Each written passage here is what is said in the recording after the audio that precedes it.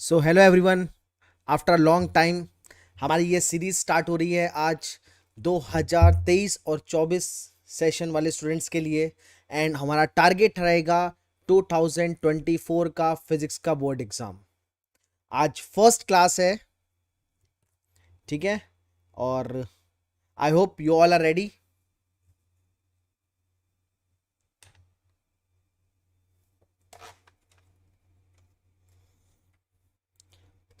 आप लोग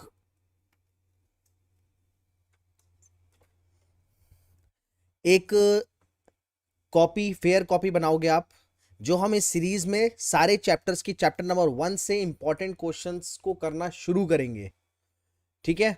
और इंपॉर्टेंट क्वेश्चंस के साथ प्रीवियस ईयर क्वेश्चंस, और हर एक टॉपिक को मैं आपको समझाने वाला हूं इसमें बिल्कुल शुरुआत से। और साथ ही उसके हर टॉपिक में क्या एमसीक्यूज कैसे बन सकते हैं, 1 मार्क्स 2 मार्क्स, एसर्शन, रीजनिंग, जो हमारा नया बोर्ड का पैटर्न है उसको फॉलो करेंगे। ऑलरेडी हमने देखो चैप्टर 1 2 3 4 ऑलरेडी वीडियोस फिजिक्स के चैनल पे बनी हुई हैं, ठीक है। बट हमारा मेन मोटिव इस बार ये रहेगा कि हम नए पैटर्न के अकॉर्डिंग, क्योंकि 30% कॉम्पिटेंसी बेस्ड क्वेश्चन आ चुका है, तो नए पैटर्न के अकॉर्डिंग हमें करना है, तो उसके लिए हमें वर्क करना होगा, है ना।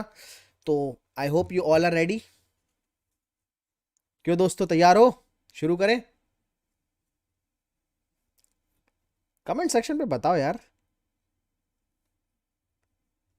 आपका इंटरेक्शन बहुत इंपॉर्टेंट रहेगा इस बार सीरीज में। देखो, मैं अभी पहले भी कह रहा हूँ, वीडियोस तो नॉर्मल चैप्टर्स की बनी हुई हैं, लेकिन हमें आप मेरे साथ सीखोगे, तैयार होना सीखो, तैयार होना है आपको, ठीक है ना। तो मैं आपको यहाँ पे तैयार करने के लिए लाया हूँ, बोर्ड पेपर कैसे देना है, कैसे अटेम्प्ट करना है, क्वेश्चंस कैसे सीखने हैं, और साथ ही आपको ये भी जज करना है कि जो हम पढ़ रहे हैं इस ये किस एलिजिबल है, इसमें इसमें से क्या आ सकता है, प्रीवियस ईयर के पेपर को एनालाइज करके क्या इंपॉर्टेंट हर चैप्टर से निकलेगा, सारी चीजें करेंगे, ठीक है। तो सबसे पहले स्टार्ट करते हैं। सबसे पहला इंपॉर्टेंट टॉपिक जो हमारे चैप्टर 1 का है वो है कुलम्स लॉ। कुलम्स लॉ से स्टार्ट करेंगे हम।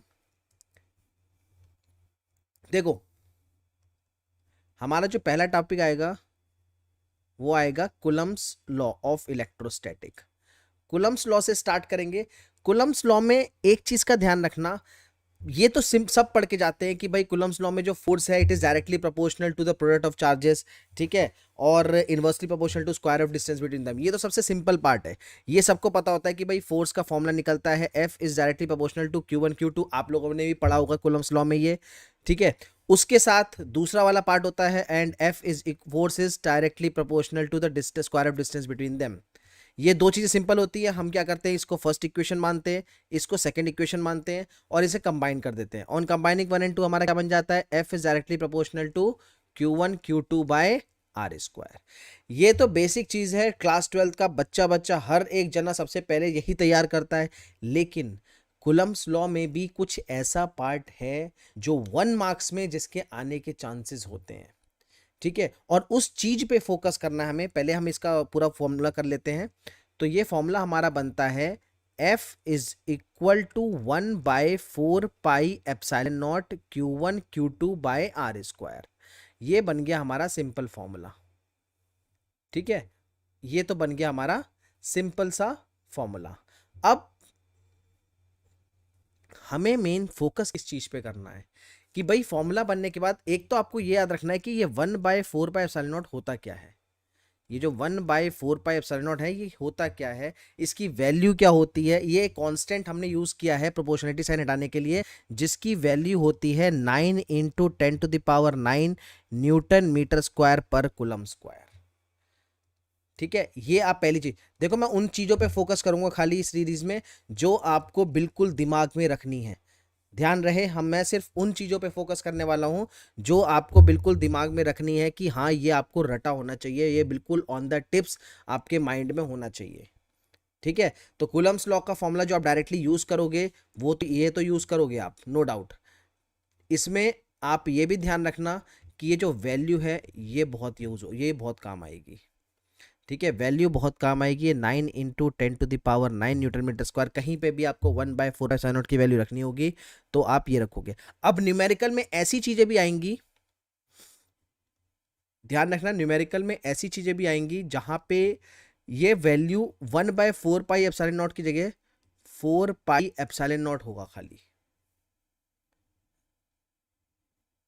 4 पाई एप्सिलॉन नॉट होगा। तो वहां पे ये वैल्यूज भी आएंगी, उस चीजों का भी ध्यान रखना पड़ेगा हमें। 1 मिनट में थोड़ा सा पॉइंटर चेंज कर लूं, काफी लाइट हो रहा है ये, हाँ ठीक है।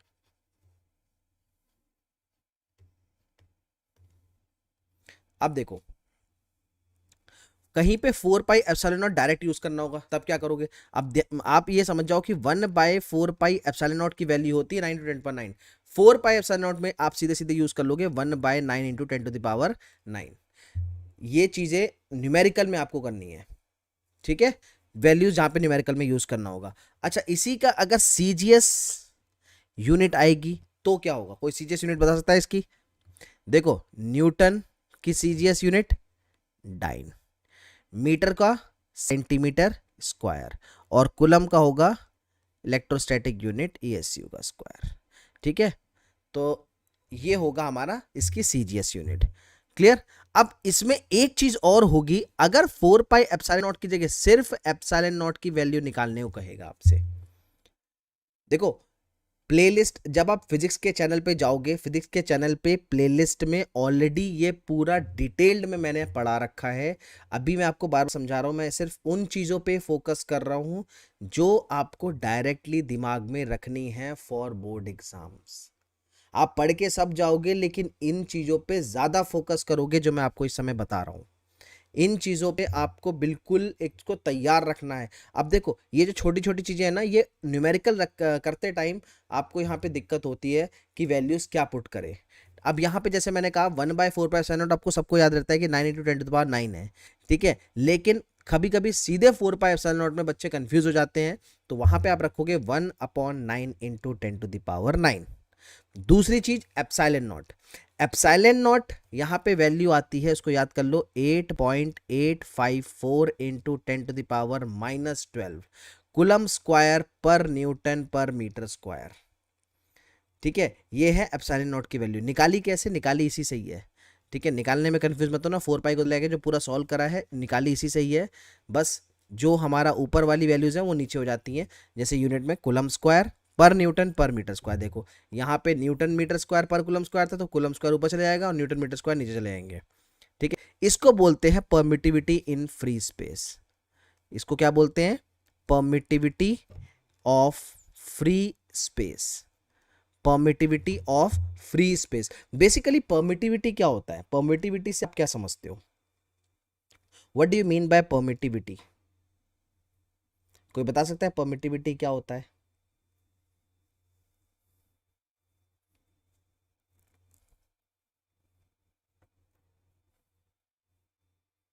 एनीवन? कमेंट सेक्शन पे कमेंट करके बताओ। परमिटिविटी हम बोल रहे हैं, परमिटिविटी ऑफ अ मीडियम पढ़ेंगे, परमिटिविटी ऑफ फ्री स्पेस पढ़ेंगे। परमिटिविटी का क्या मतलब है? चलो ट्राई करो।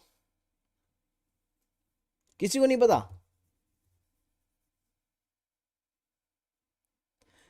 Allowance, okay, good.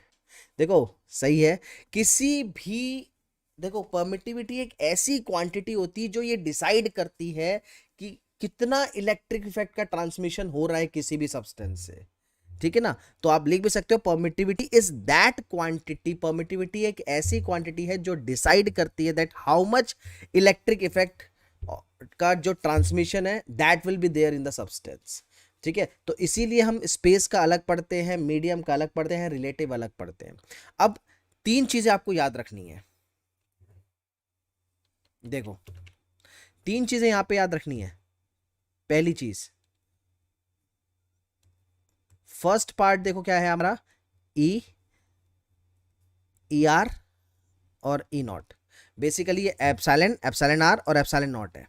ठीक है, epsilon, epsilon R, epsilon naught. अब यहाँ पे जब चैप्टर 6 में हम पहुंच जाते हैं तो वहां पे ईएमएफ को भी ऐसे ही लिखते हैं। तो थोड़ा सा इस चीज का ध्यान रखना कि यहाँ पे ये चीज क्या है, एप्सिलॉन, एप्सिलॉन आर और एप्सिलॉन नॉट।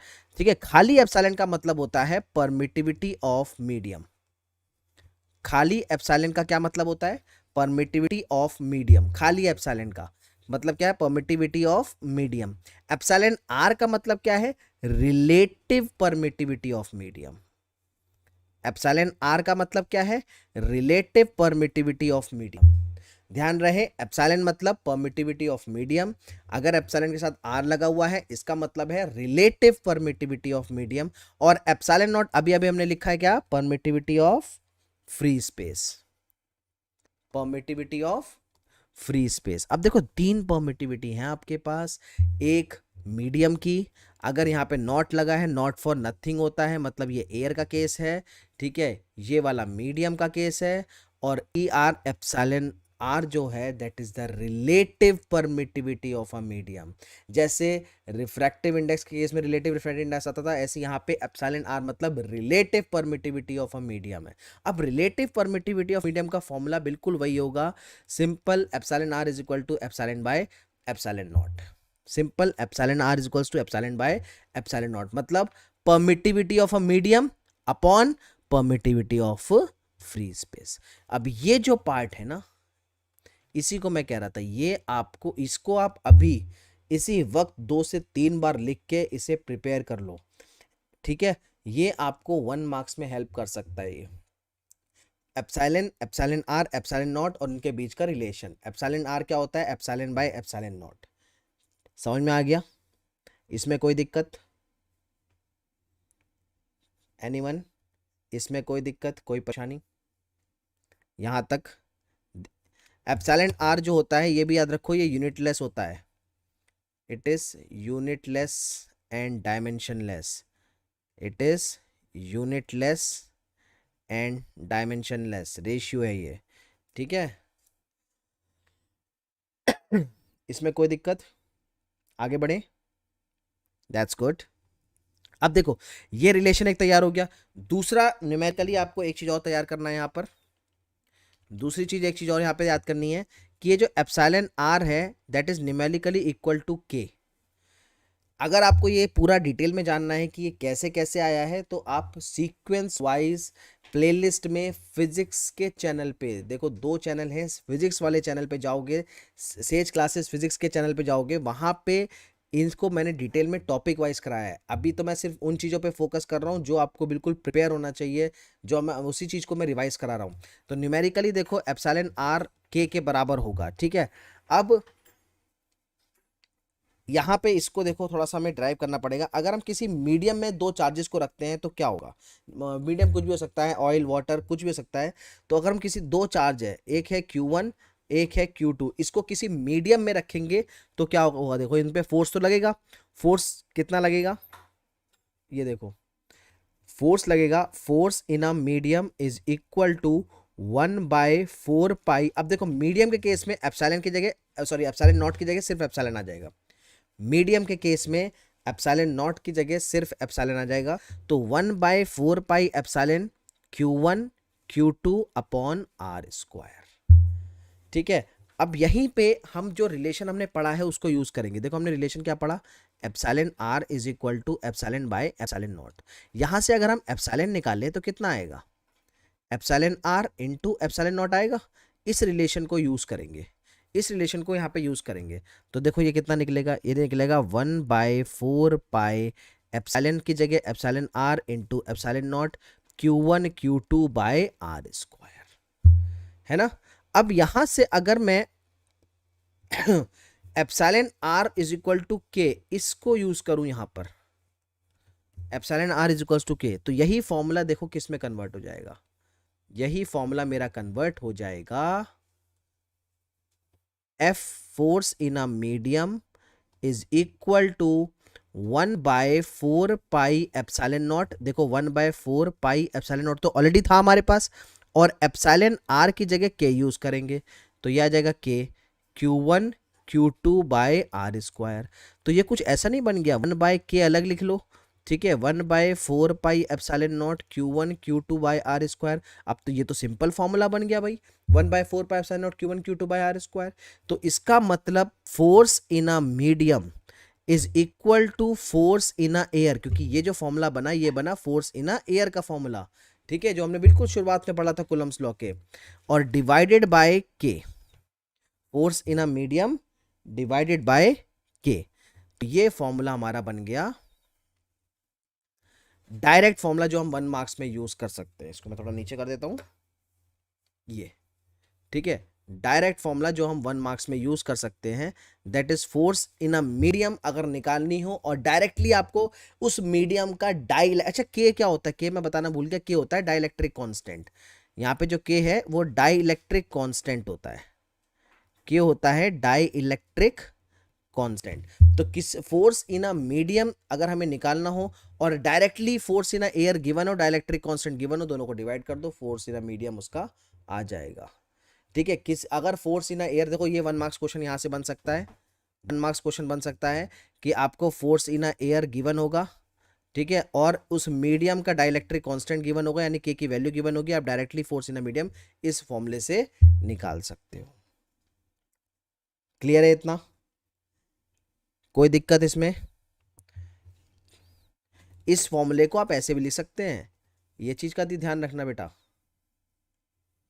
इस फॉर्मूले को हम ऐसे भी लिख सकते हैं, देखो इस सेम फॉर्मूले को हम ये भी लिख सकते हैं, force in a medium is equal to force in a air upon epsilon are.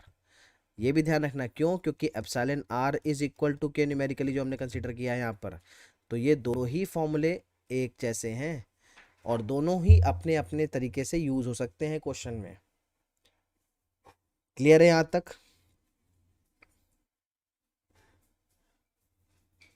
यहाँ तक क्लियर है? आप इसे नोट भी कर सकते हो, कोई दिक्कत नहीं, यहाँ तक क्लियर है? यहाँ तक तो हम आगे बढ़ते हैं फिर। अब इसमें एक चीज और देखो, अब इसमें एक चीज आपको और देखनी है। क्या देखना है? चलो, देखना तो बहुत कुछ है।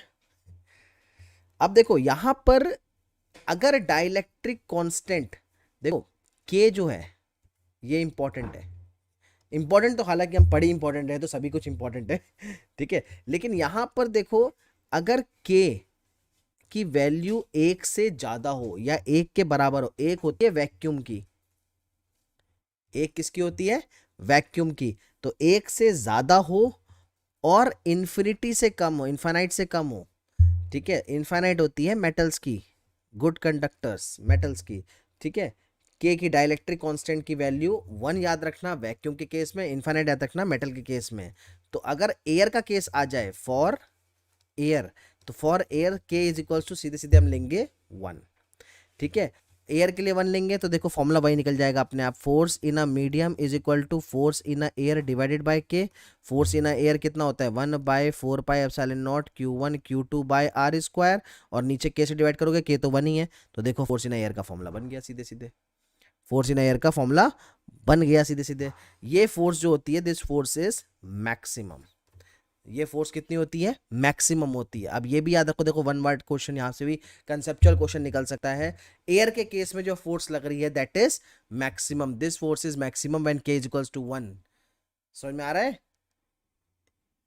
अब यहां पर इन मेटल का केस देखें, यही सेकंड केस अगर हम मेटल का देखें, फॉर मेटल, फॉर एयर के बाद सेकंड केस अगर मेटल का देखें तो के हमने अभी अभी मैंने बताया मेटल के केस में इनफाइनाइट होता है, इन्फिनिटी, तो के इन्फिनिटी लेंगे। अगर के इन्फिनिटी लेते हैं तो यही फॉर्मूला दोबारा अप्लाई करो, देखो क्या निकल के आता है, force in a medium is equal to force in a air divided by K कितना है इन्फिनिटी है, इनफाइनाइट है, और कोई भी चीज इनफाइनाइट से डिवाइड करोगे तो क्या आएगा, और इसका मतलब कि ये एक बहुत ही अच्छा कंसेप्चुअल क्वेश्चन निकल के आया है। देखो यहां से कितना अच्छा बढ़िया सुंदर सा कंसेप्ट निकल के आया, इसको फील करो। के इनफाइनाइट का मतलब क्या है, डाइलेक्ट्रिक कांस्टेंट की वैल्यू इनफाइनाइट, यहां पे अगर हम पुट कर रहे हैं तो जो चार्ज, दो चार्ज किसी मेटल में है, अगर एक मेटल कंडक्टर है, एक एक पेज ऐड कर दूं मैं, 1 मिनट। अब देखो यहां पे अगर ये एक कंडक्टर है, मान लो ये हमारा एक कंडक्टर है, ये मेटल है, ठीक है, दिस इज मेटल, तो इनमें दो चार्ज, अगर ये Q1 मान लेते हैं, ये Q2 मान लेते हैं, अगर दो चार्ज इस मेटल में है तो इस मेटल में फोर्स तो लग ही नहीं रही है। ये देखो फोर्स इन मीडियम कितना आया है 0, तो इसका मतलब फोर्स 0 आया है, that means they are free to move, they are free to move. इसीलिए मेटल्स के पास फ्री चार्जेस होते हैं, इसीलिए मेटल के पास फ्री चार्जेस होते हैं, ठीक है। हम कहते हैं ना कंडक्टर में जो फ्री चार्जेस होते हैं, ये वहां से प्रूव भी हो रहा है इसी कूलम्ब्स लॉ के कंसेप्ट से, कि मेटल्स में जब आपस में फोर्स लग रही नहीं है तो इसमें, इसीलिए मेटल्स, यहां पे लिख सकते हो metals have free charges, because अगर इसको आंसर आएगा metals have the free charges because if the two charges are kept on the metal then the force between them is 0, then the force between them is 0। समझ में आया? यहाँ पे metals का free charges का concept समझ में आया? इसमें कोई दिक्कत बेटा? जल्दी जल्दी फटाफट बताओ, जल्दी फटाफट।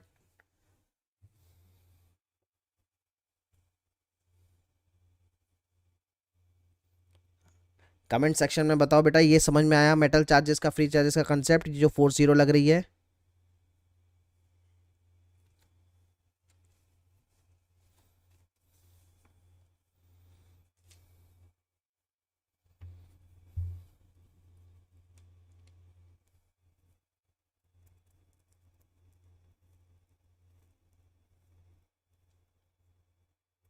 शाबाश, मैं बता रहा हूं, एक बार फिर से बता रहा हूं, देखो अगर हम फ्री चार्जेस का कंसेप्ट ले रहे हैं, देखो हमने क्या करा मेटल के केस में, देखो मीडियम, मीडियम यहां पे लिया मेटल, एक बार फिर से देख लो आप, ठीक है, ये थोड़ा सा इंपॉर्टेंट है, फिर से देख लो एक बार।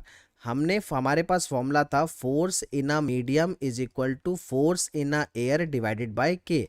अब अगर हम मीडियम ले रहे हैं मेटल, तो मेटल के केस में के की वैल्यू होती है इनफाइनाइट, ठीक है। तो मेटल के मेटल के केस में के की वैल्यू इनफाइनाइट है, तो ये आ जाएगा force in a air divided bye infinite, तो आ गया 0।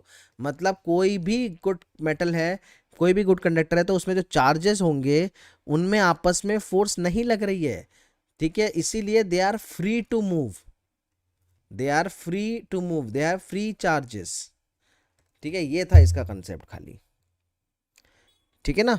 अब चलो एक क्वेश्चन मैं दूंगा आपको, एक क्वेश्चन करना है इससे रिलेटेड। अब मेन है, देखो क्वेश्चन, कंसेप्ट तो हम पढ़ लेते हैं, एक क्वेश्चन हमें करना है।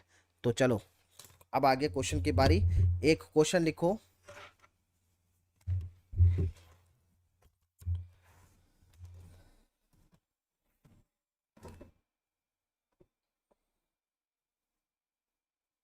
चलो क्वेश्चन है,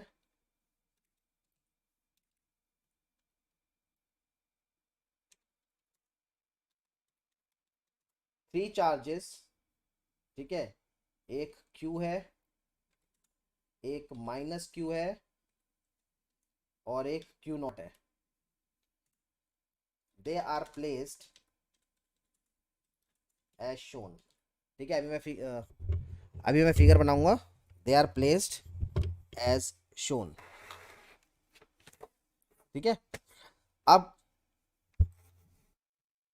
इस केस में the magnitude of the force is given. The magnitude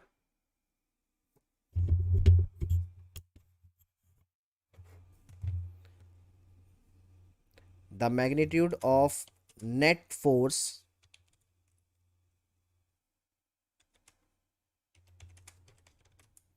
on the charge q naught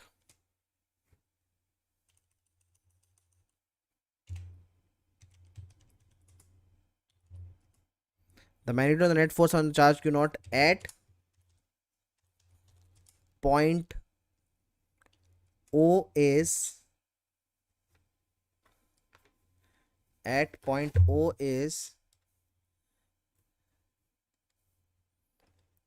k is equal to 1/4 pi epsilon naught। ठीक है, अब ऑप्शन है आपके पास a is equals to 0, b is equals to 2k q naught by a square, third option है √2k q naught by a square, और fourth option है हमारे पास 1/√2k q naught by a square. तीन charges है, ये basically q naught है। Three charges q minus q and q naught are placed as shown in the figure. Figure में बना रहा हूं अभी। ठीक है, ये चलो फिगर बनाते हैं। फिगर है हमारा इस तरीके से।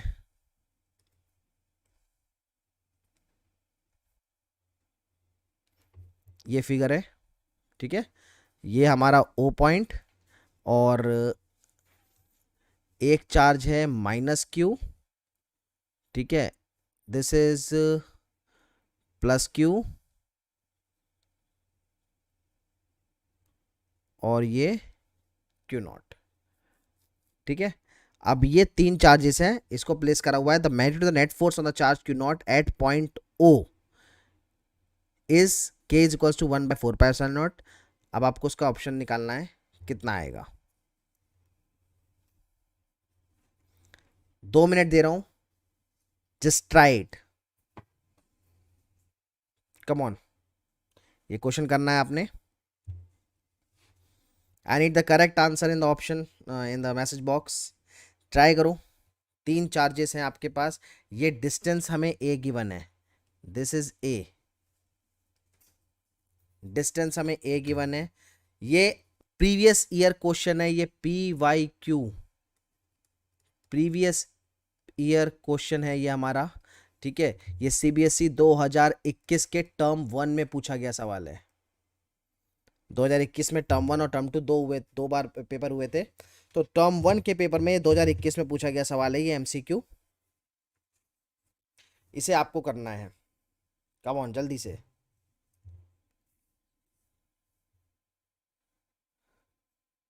अच्छा, आपका ग्राफ ठीक से नहीं दिख रहा होगा, 1 मिनट में ग्राफ दिखा देता हूँ। सॉरी सॉरी, वो चलो अब देख लो, देखो मैं छोटा हो गया, अब सही से दिखेगा। अब दिख रहा है। मुझे ध्यान नहीं था, मैंने उसमें ग्राफ बना दिया।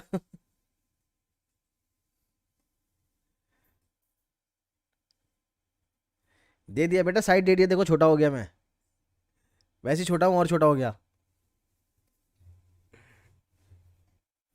हाँ शाबाश, निकालो निकालो निकालो, शाबाश। क्वेश्चन करना आना चाहिए, पूरा कंसेप्ट अप्लाई करो, नहीं आएगा मैं बताऊंगा लेकिन करना आना चाहिए, बहुत आसानी से निकल जाएगा, डायरेक्ट क्वेश्चन है ये।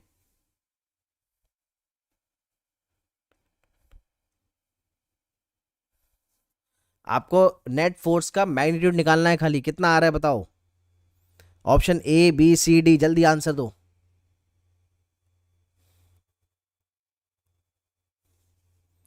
इतना टाइम नहीं लगना चाहिए बेटा, come on do it fast. ये तो डायरेक्ट क्वेश्चन है, सीधे फोर्स अप्लाई करो।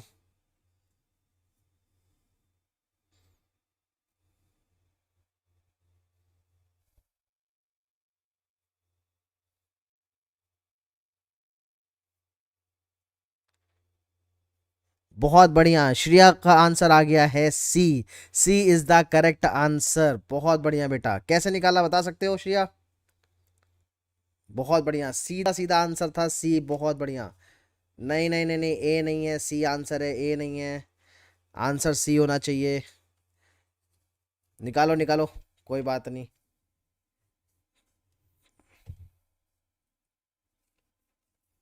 सी answer, very good very good, बहुत बढ़िया।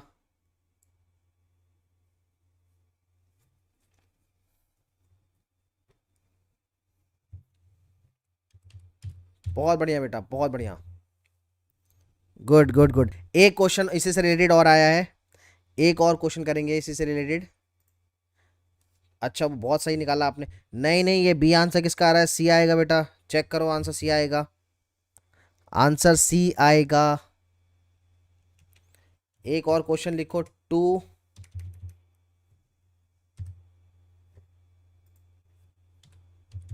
सेकंड क्वेश्चन लिखो, two charges.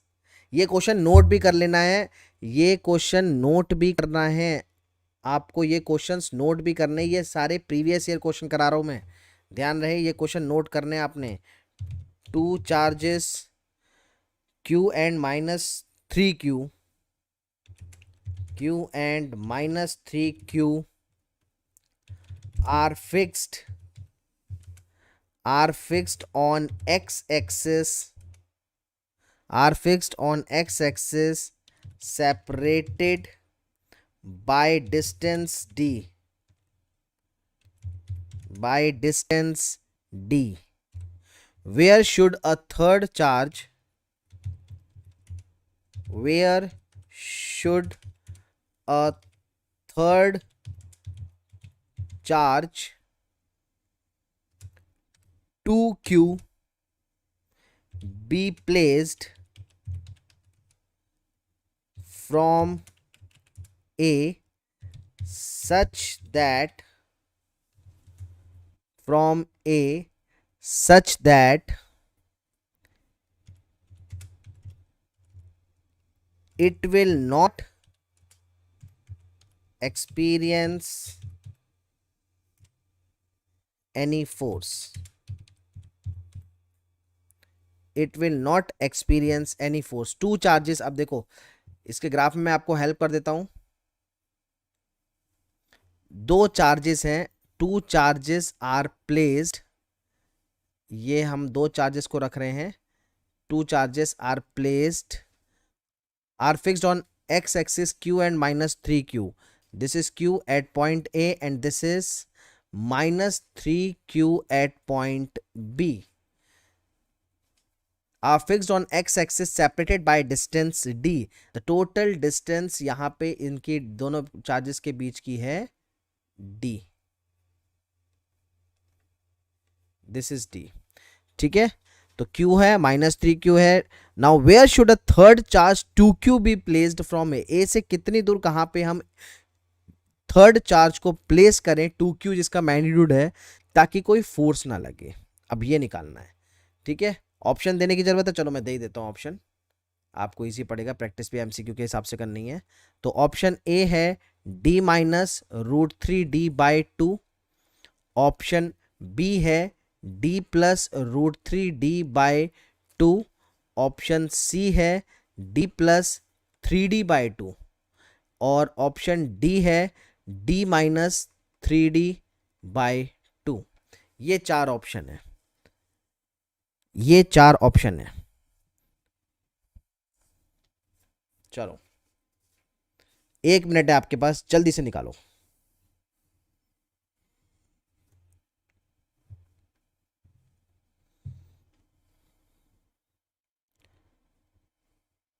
Fast fast fast. Question समझ में आएगा। क्वेश्चन देख के अपने मन में डिमोटिवेट नहीं होना है कि यार ये तो मुझसे होगा ही नहीं, ऐसा नहीं करना है। क्वेश्चन आप देखो, कंसेप्ट आपके पास आपके दिमाग में है, आपको सीखना है कि जो मेरे पास जो मैंने कंसेप्ट पढ़ा है उसको मैं कैसे अप्लाई कर सकता हूँ, अलग से कुछ नहीं यूज़ होता। देखो आपने एक फोर्स का फॉर्मूला पढ़ा हुआ है, आपने चार्ज पढ़ा है, आपको यहाँ पे सिर्फ अप्लाई करना है उस कंसेप्ट को कि भाई मेरे से ये क्वेश्चन, और सबसे पहले दिमाग में ये हटा लो, आपके दिमाग में ये आता है कई बार बच्चों में कि यार न्यूमेरिकल्स तो मुझसे होंगे नहीं। जब तक ये डर नहीं निकलेगा तब तक कोई फायदा नहीं है, आप एक दो न्यूमेरिकल देख के करके कोई फायदा नहीं है। जैसे आप कंसेप्ट पढ़ते हो, कंसेप्ट आपका स्ट्रांग हो जाता है, उसी तरीके से न्यूमेरिकल भी होता है। बस वो डर निकालना है आपको न्यूमेरिकल का। ठीक है, मैं आपको इसीलिए हर क्वेश्चन में 1-2 मिनट दूंगा ताकि आप अपने बेस्ट अपना 100% दे सको। आप अप्लाई करो अपना कंसेप्ट जो भी आपने पढ़ा है, नहीं आएगा मैं बताऊंगा। ठीक है, लेकिन ये सारे प्रीवियस ईयर क्वेश्चंस हैं, आपको क्या पता इनमें से कोई क्वेश्चन किसी टाइप का इस बार भी आए, और ऐसा होता ही है हर बार, कोई ना कोई कैसे क्वेश्चन किसी ना किसी तरीके से ही रिपीट होते हैं। ठीक है, बोर्ड के पेपर को आप एनालाइज करोगे तो ज़्यादा डिफरेंट नहीं आता है, इसीलिए हम प्रीवियस 5 ईयर्स के पेपर्स चेक करते हैं। हाँ, इस बार थोड़ा सा ये है कि थोड़ा कॉम्पिटेंसी बेस्ड क्वेश्चंस आएंगे, उसकी प्रैक्टिस मैं कराऊंगा। अभी फिलहाल आप इसको ट्राई करो जल्दी से। एक का क्वेश्चन का आंसर आया है ए। ओके, समय कुमार का आंसर ए आया है, चलिए देखते हैं। अभी निकाल के, इसको तो निकालना पड़ेगा। गुड, और का भी वेट कर रहा हूं मैं, कोई तो निकालो। ये थोड़ा सा देखो, हो सकता है इसमें कैलकुलेटिव पार्ट हो, मैं आपको पहले ही बता दूं इसमें कैलकुलेटिव पार्ट होगा, इसलिए थोड़ा ध्यान से।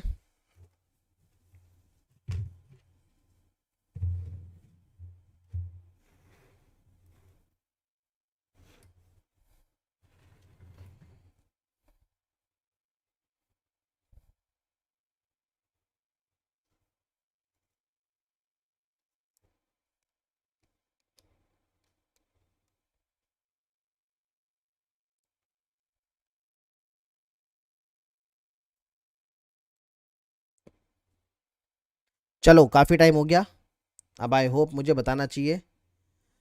एक का आंसर आया है सी। ओके, चलो निकालते हैं। देखो हमें क्वेश्चन क्या गिवन है बेटा, हमें क्वेश्चन गिवन है कि यहां पर ये डी आया है। ओके, चलो देखते हैं।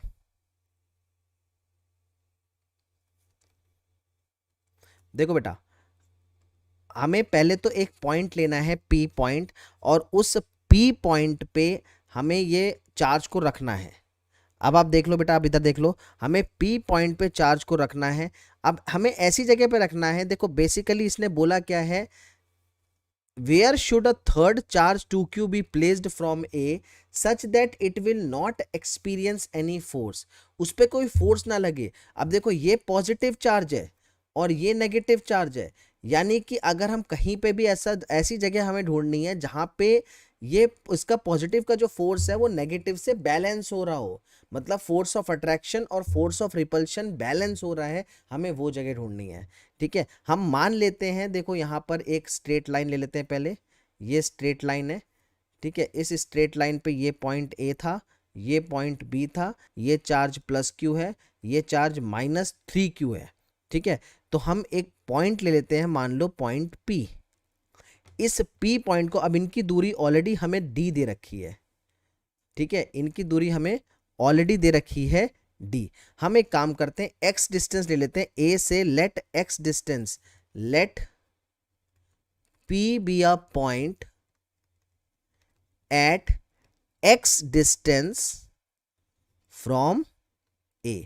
तो बेसिकली हमने इस पॉइंट को किस बेस पे लिया है, हमने इस पॉइंट को इस तरीके से ले लिया है ताकि इस पे जो इस पॉइंट चार्ज कितना है 2q, इस 2q चार्ज पे जितना फोर्स ऑफ रिपल्शन लग रहा है due two plus Q charge, जितना फोर्स ऑफ रिपल्शन लग रहा है due two plus Q charge, उतना ही फोर्स ऑफ अट्रैक्शन लगेगा ये उतना ही यहाँ पर फोर्स ऑफ अट्रैक्शन, रेड वाला फोर्स ऑफ अट्रैक्शन है ड्यू टू -3q चार्ज। हमें ये इस तरीके से लेना है, बात समझ में आ रही है? हमें बेसिकली इस तरीके से लेना है कि जितना +q चार्ज के कारण फोर्स ऑफ अट्रैक्शन लग रहा है, उतना ही -3q के कारण फोर्स ऑफ रिपल्शन भी लगना चाहिए। इस बेसिस पे हमें ये निकालना है। अब देखो दोनों जब फोर्स बैलेंस हो जाएगी, जितना इधर जा रहा है उतना इधर बैलेंस हो जाएगा फोर्स, तो ये मूव ही नहीं करेगा। बस यही पॉइंट हमें ढूंढना था। अब इसी का ही हमें ये डिस्टेंस निकालना है, मतलब हमें x निकालना है। बात समझ में आ रही है? हमें x निकालना है। तो फोर्स ऑफ अट्रैक्शन और फोर्स रिपल्शन दोनों बराबर है, तो ये कितना हो जाएगा देखो 1/4πε0। ठीक है, पहले ये चार्ज कितना है 2q इंटू, फॉर्मूला क्या होता है देखो 1/4πε0 Q1 Q2/r² फॉर्मूला होता है। इसको अप्लाई कर रहा हूं मैं, फोर्स का फॉर्मूला। ठीक है, डायरेक्ट अप्लाई कर रहा हूं मैं। तो यहाँ पे 1/4πε0 यही रहेगा। नाउ Q1, ये हमारा Q1 है और ये हमारा Q2 है। तो Q1 ले लेंगे 2q और Q2 ले लेंगे, Q2 कितना आ जाएगा, ये 3q divided by distance total P point की B से डिस्टेंस, P पॉइंट की B से डिस्टेंस कितनी है, x + d। अब ये अब इसको दूसरा वाले फोर्स से इक्वेट करना है। दूसरा वाला फोर्स निकाल लो, 1/4πε0 2q into 3q divided by, एक तो हो गया हमारा L + d, और दूसरा वाला फोर्स कितना होगा, अच्छा 2q इंटू q होगा, एक मिनट, ये वाला होगा q डिवाइडेड बाय हमारा डिस्टेंस कितना होगा x²। ये स्टेप समझ में आया? दोनों फोर्स को इक्वेट करा है, एक बार ये फोर्स ऑफ रिपल्शन ले लिया, एक बार ये force of attraction, sorry attraction ले लिया, एक बार फोर्स ऑफ रिपल्शन ले लिया। एक बार फोर्स निकाला ड्यू टू बी पॉइंट, ये भी मैं बता दूं कैसे, ये फोर्स ऑन पी है ड्यू टू बी, और ये फोर्स ऑन पी है ड्यू टू ए। ठीक है, ये दो फोर्स हमने इक्वेट करे हैं। अब इन दो फोर्स को हम इक्वेट करेंगे, तो देखो इसको सॉल्यूशन करेंगे। अब देखो 1/4πε0, अब इसमें कैलकुलेटिव ज़्यादा पार्ट नहीं करना। देखो 1/4πε0 1/4πε0 तो वैसे ही कट जाएगा। ठीक है, क्यू क्यू ऑलरेडी कट जाएंगे, मैग्नीट्यूड सेम है, तो बचेगा क्या, आप ये देखो, ये अच्छा ये स्क्वायर है, ये भी ध्यान रखना ये स्क्वायर है। अब बचेगा क्या, देखो ये बचेगा x + d का स्क्वायर, उसको उधर ले जाएंगे और उस वाले पार्ट को उधर ले जाओ, इज इक्वल टू, अब देखो 2q भी पूरा कट गया था, ये वाला q पार्ट भी पूरा कट गया, बचेगा 3 × x²। तो 3 × x², तो ये बेसिकली हमारी इक्वेशन क्या बन जाएगी, 3x²। ठीक है, अब ये वाला पार्ट देखो, ये सिंपल इक्वेशन बन गई। क्या इसको सॉल्व करके आंसर निकाल सकते हो? क्या इसको सॉल्व करके आंसर निकाल सकते हो? a + b का होल स्क्वायर खोलेंगे यहाँ पर और उसको उधर ले जाएंगे। सॉल्व करके दिखाता हूँ मैं आपको, चलो सॉल्व कर ही देता हूँ आपको लिए मैं। तो ये हो जाएगा 3x² is equal to x² + d² + 2x into D. ठीक है, अब इन सब पार्ट को इधर ले आओ, 3x² - x² कितना हो जाएगा, 2x²। ठीक है, प्लस का d² कितना हो जाएगा, माइनस का d², और प्लस का 2xd कितना हो जाएगा, माइनस के 2x d = 0। अब ये बन गई है क्वाड्रेटिक इक्वेशन, ये बन गई है एक क्वाड्रेटिक इक्वेशन। सीधे सीधे क्वाड्रेटिक फॉर्मूला लगाओ, क्वाड्रेटिक फॉर्मूला लगाएंगे यहाँ पे। तो क्वाड्रेटिक फॉर्मूला क्या होता है, याद है क्वाड्रेटिक फॉर्मूला? चलो मैं बताता हूँ क्वाड्रेटिक फॉर्मूला क्या होता है। x = 2a ± √b² - 4ac/2a। क्या ये होता है?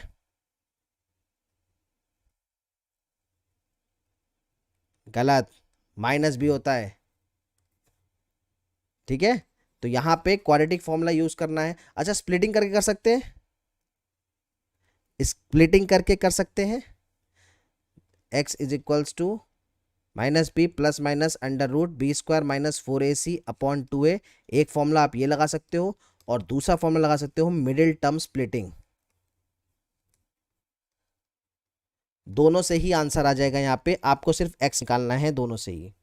ठीक है, तो हम कोई सा भी एक फॉर्मूला लगा लेते हैं। चलो क्वाड्रेटिक फॉर्मूला इजी होता है, हम क्वाड्रेटिक फॉर्मूला लगा लेते हैं यहाँ पे।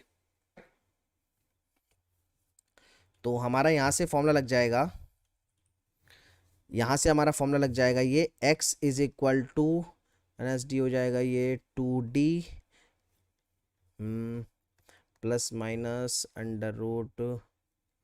√4d² + 8d² अपॉन 4, ये आ जाएगा d/2 से कट जाएगा, ये आ जाएगा हमारा d/2 प्लस माइनस ये हो जाएगा √3/2, तो ये आ जाएगा d प्लस √3d, हमारा ये ऑप्शन कौन सा था, d प्लस √3d/2, ये था हमारा सेकेंड ऑप्शन। तो d प्लस √3d/2 हमारा सेकेंड ऑप्शन आएगा।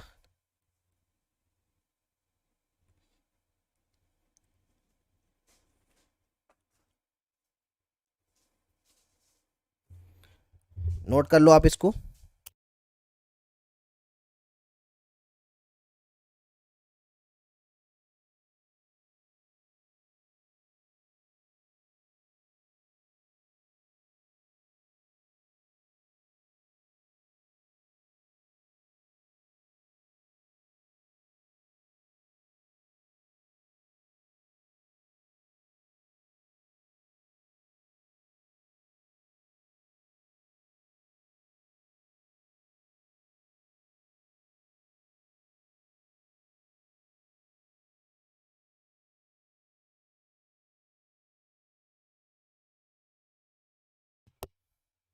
हो गया बेटा?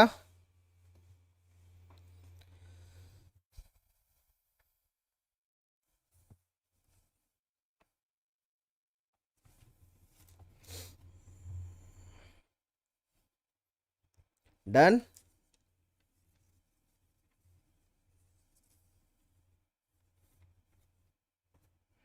हाँ, बी आ रहा है आंसर।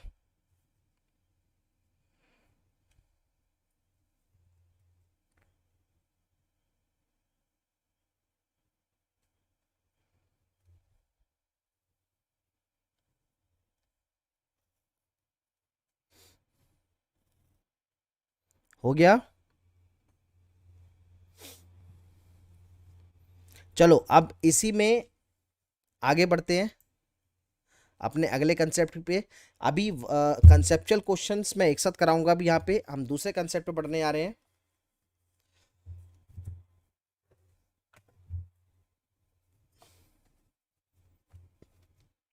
नींद तो नहीं आ रही है? सोना नहीं है?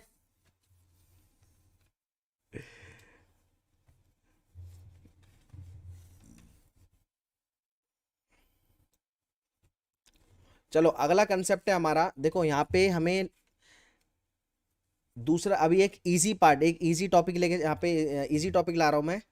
हमें यहाँ पे देखो वैसे तो इलेक्ट्रिक फील्ड लाइंस पढ़ना है, इलेक्ट्रिक डायपोल्स अभी पढ़ना है, फिर एक्सेल और इक्वेटोरियल पे निकालने का पढ़ना है, बट वो एक साथ कुलम्स लॉ के साथ थोड़ा सा हैवी हो जाएगा, तो हम एक आसान सा टॉपिक लेके आ रहे हैं। आसान सा टॉपिक रिवाइज करना है, और आसान वाला टॉपिक है हमारा इलेक्ट्रिक फील्ड लाइंस। अभी ज़्यादा एक साथ सारे डेरिवेशन या क्वेश्चन नहीं करने होते। आप एक टॉपिक अगर टिपिकल कर रहे हो तो दूसरा वाला पार्ट थोड़ा सा ईजी लो, मतलब जो मेरा तरीका है। तो हमें यहाँ पे इलेक्ट्रिक फील्ड लाइंस के बारे में सीखना है। हम यहाँ पे रिवाइज करेंगे इलेक्ट्रिक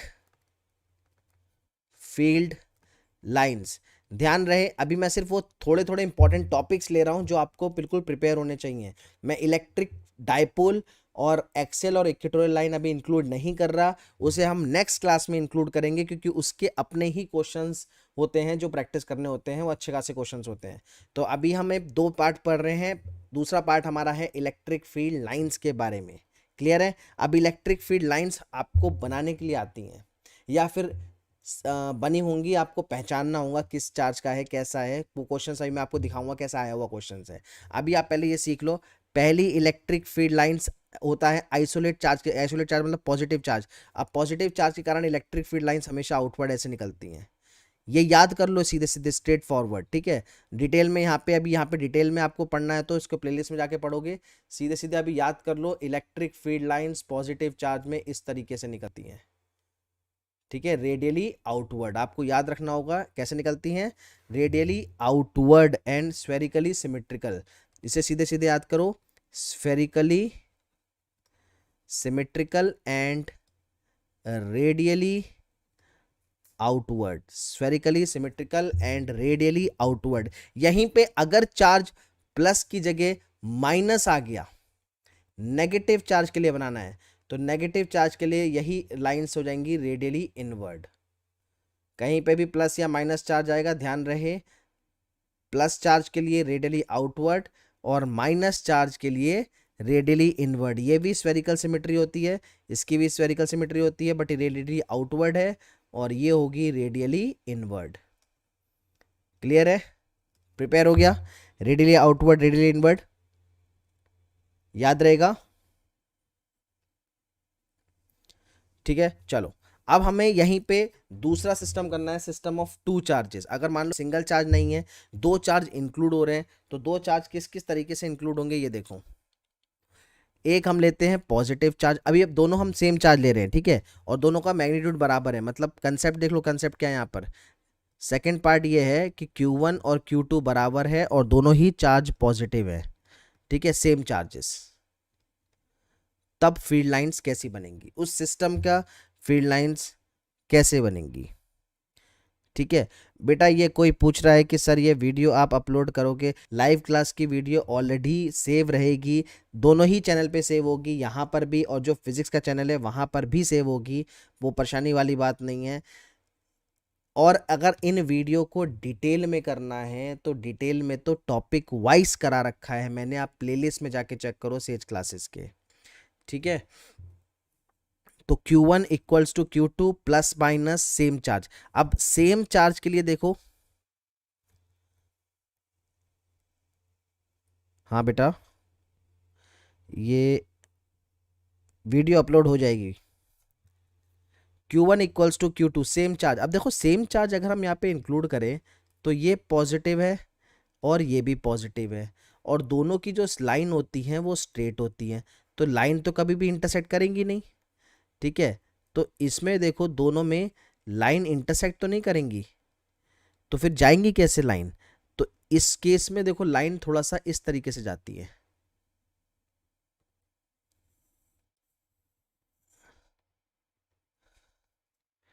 ठीक है, ये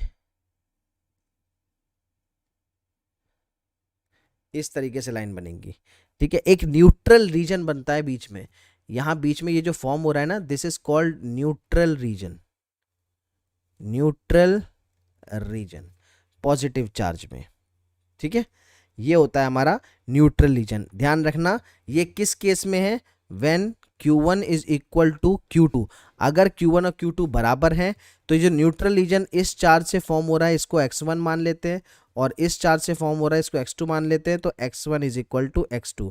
जो न्यूट्रल रीजन की डिस्टेंस होती है दोनों के चार्ज से वो बराबर होती है, किस केस में? अगर Q1 और Q2 बराबर हो। बट इन केस अगर ये Q1 Q2 बराबर नहीं है, ठीक है, अगर ये Q1 Q2 बराबर नहीं है, in case Q1 is greater than Q2 ले लेते हैं, चलो Q1 ग्रेटर देन Q2 ले लेते हैं। अब क्या होगा? अब फील्ड लाइंस कैसी बनेंगी?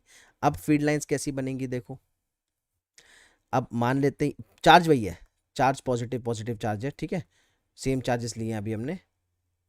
तो अब फील्ड लाइंस कैसी बनेंगी देखो, Q1 बड़ा है और Q2 छोटा है, इस तरीके से।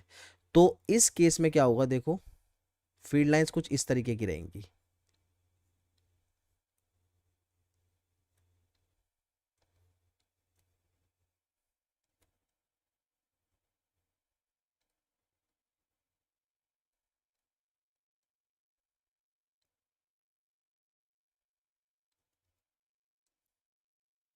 ये ऐसे बनेगी फील्ड लाइंस। किस केस में बनेगी? When Q1 is greater than Q2,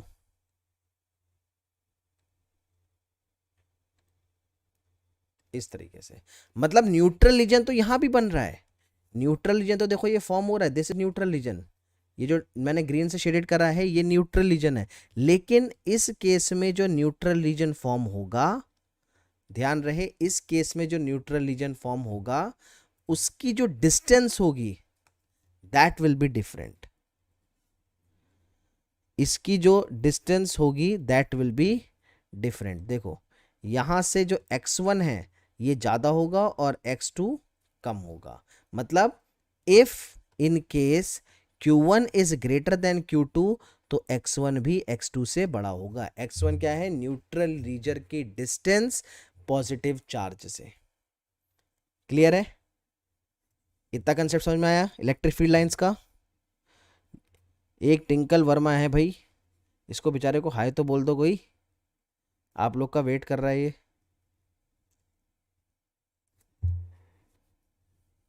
चलो हम ही बोल देते हैं।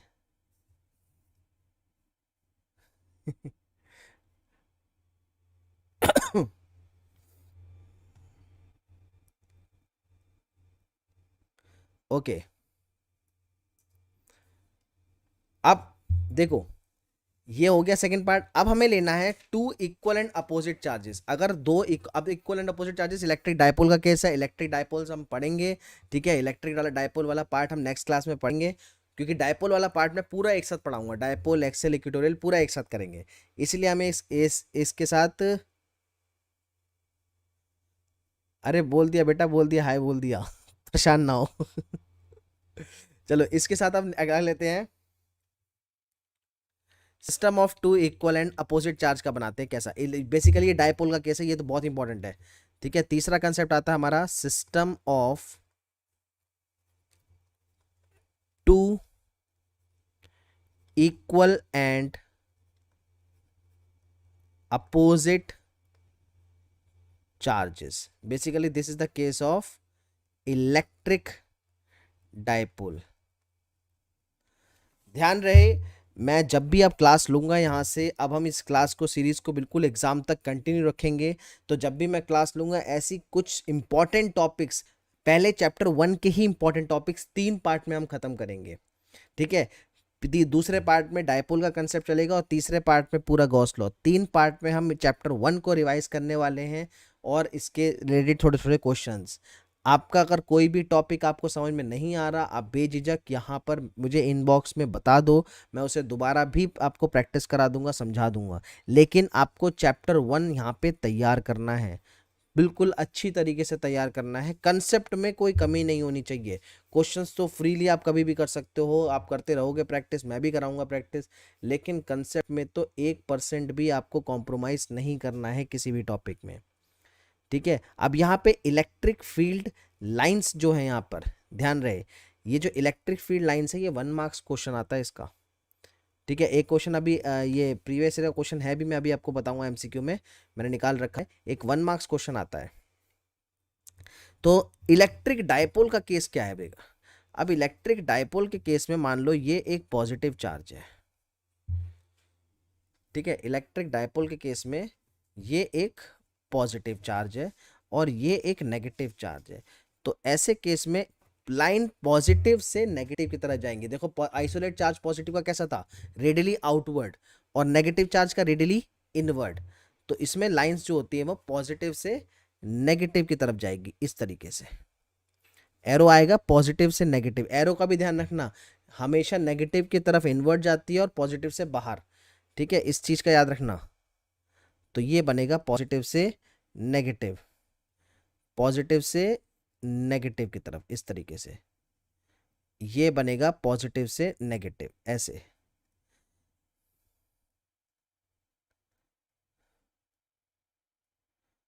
इस तरीके से पॉजिटिव से नेगेटिव की तरफ।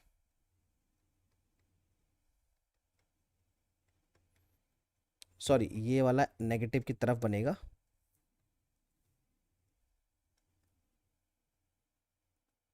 ठीक है। तो ये है इलेक्ट्रिक डायपोल का केस, ठीक है। डायपोल के केस में है ये उसी तरीके से बनता है, तरबूज नहीं होता ऐसे, तरबूज, इसे याद रखे तो तरबूज के टाइप, तरबूज की तरह बनता है ये,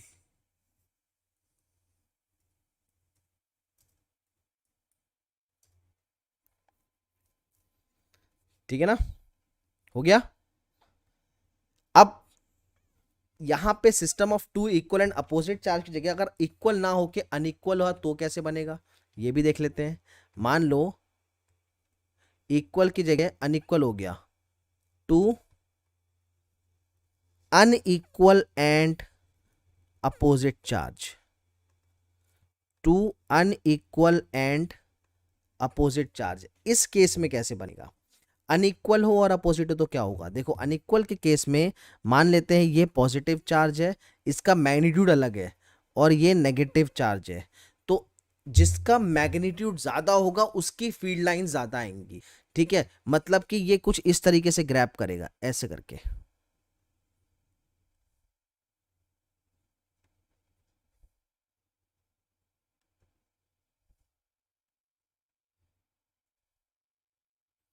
ये आपको डायपोल की तरह लग रहा है, बट यहाँ पे थोड़ा सा कंजस्टेड, थोड़ा सा नीचे दब सा रहा है। ठीक है, इस तरीके से बनेगा ये, और ये थोड़ा सा ओपन बनेगा इस तरीके से। ठीक है, ये बनेगा थोड़ा पपाया टाइप, थोड़ा सा पपाया टाइप बनेगा दब के थोड़ा सा। ये भी मैंने ज़्यादा सही से दबा नहीं है, यहाँ पे ऐसे थोड़ा सा दबाना था। ठीक है, ये बनेगा थोड़ा सा पपाया टाइप। ठीक है, ये था अनइक्वल एंड अपोजिट चार्ज के लिए था। अब एक लास्ट होता है, लास्ट बनता है कंडक्टर के लिए। एक पॉइंट चार्ज और कंडक्टर हो तो क्या होगा, a point charge and a conductor. A point charge and a conductor. अगर एक पॉइंट चार्ज होगा और एक कंडक्टर होगा तो क्या होगा, मान लेते हैं ये पॉइंट चार्ज है और एक कंडक्टर ले लेते हैं, this is the conductor.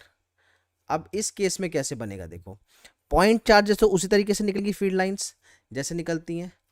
Point charge से तो देखो जैसे फील्ड लाइंस निकलती है उसी तरीके से निकलेंगी, लेकिन कंडक्टर के केस में जाके ये सीधे सीधे स्ट्रेट पास होंगी ऐसे। ठीक है, तो अब यहां से सीधे सीधे स्ट्रेट निकलेंगी।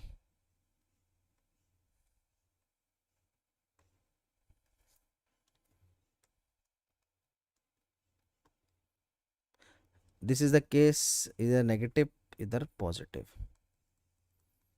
ठीक है, तो एक पॉइंट चार्ज और एक स्ट्रेट कंडक्टर, ऐसे में चार्जेस फील्ड लाइंस कैसी होंगी, ये है।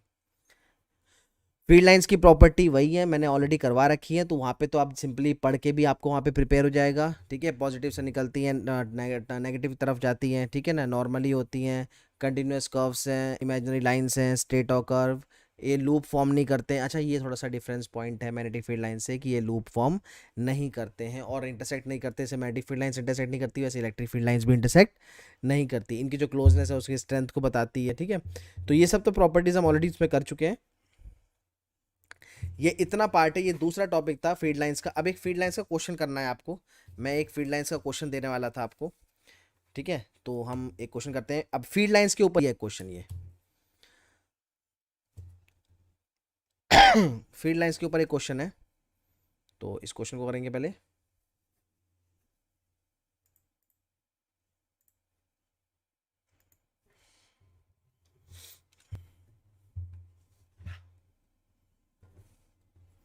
चलो, क्वेश्चन है हमारा,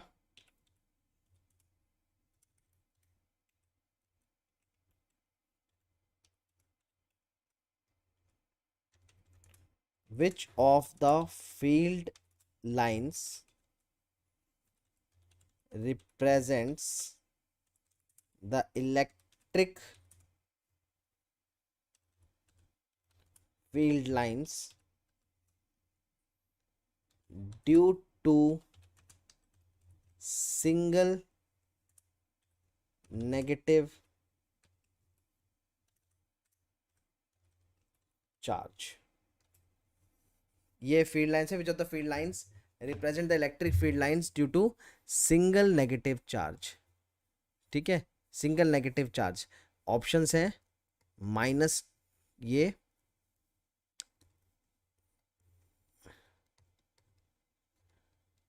ठीक है, ऑप्शन बी,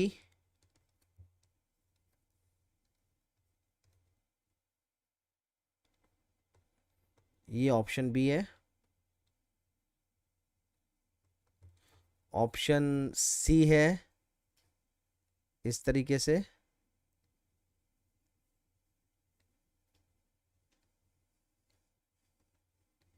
और ऑप्शन डी है इस तरीके से।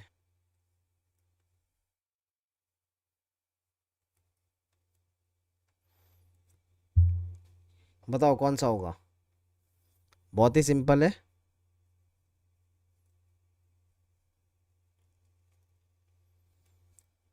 मतलब ये एक सिंपल सा आपको मैंने एक हाँ, एक बेसिकली ये तो आपने बहुत आसानी से बता दिया, सबका सही है ये। नो इशू, नो कोई बात नहीं, सबका बिल्कुल सही है, वेरी गुड। ये बस थोड़ा सा ये ध्यान रखना कि ये तो मैंने सिंपल फॉर्म में एक तरीका बता दिया कि हाँ इस टाइप का क्वेश्चन आ सकता है, ठीक है ना। फेड लाइन से रिलेटेड भी इस टाइप का क्वेश्चन हमारा बन सकता है, ठीक है। अभी फील्ड लाइंस का डायपोल से मर्ज होके एक क्वेश्चन है, वो मैं नेक्स्ट टाइम के उसमें क्लास में कराऊंगा। नेक्स्ट क्लास हम लेंगे लगभग may be on day after tomorrow, ठीक है। अब यहाँ पर हम यहाँ पे इस क्लास को विराम देते हैं, आप भी थक गए होगे। ये छोटा सा कंसेप्ट था, ये बिल्कुल स्टार्टिंग थी, आगे लंबी क्लासेस होंगी सैटरडे संडे और ज़्यादा क्लासेस होंगी यहाँ पे। और हमें चैप्टर 1 को 3 पार्ट में ख़त्म करना है, तो दूसरा और तीसरा पार्ट हमारा थोड़ा सा लगभग थोड़ा सा लंबी क्लासेस चलेंगी, तो उस चीज़ के लिए आप तैयार रहना। होप आपको अच्छा लगा होगा, आज थोड़ा बहुत कुछ सीखने को मिला होगा। बस आपका मोटिव ये होना चाहिए हर क्लास में आपको कुछ ना कुछ सीख के जाना है। क्लियर है? थैंक यू सो मच, मिलते हैं नेक्स्ट क्लास में। Good bye.